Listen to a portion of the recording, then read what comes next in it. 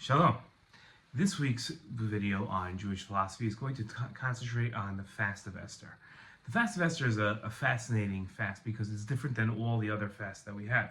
The other fasts usually commemorate some sort of tragedy, and we fast to remember the sins that brought up that tragedy and to remind ourselves that as long as there's no Beis HaMikdash, we're still repeating those same sins.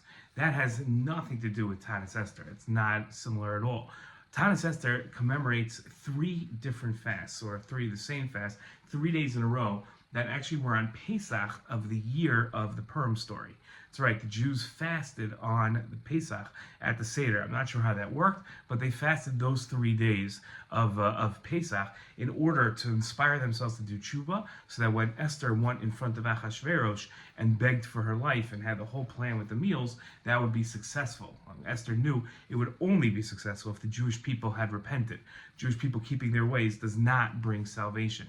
We fast to remember the fact that not that there was a tragedy, not that there was supposed to be something bad that happened to the Jewish people, but rather that Hashem saved us and that tshuva works. We fast to remember that when we fast and we do tshuva, tshuva works and Hashem saves the Jewish people.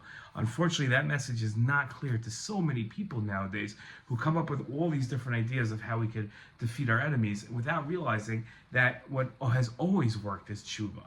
That's what works. But the fast of Esther is part and parcel of Purim. It's important for us to recognize that you can't have the two separate.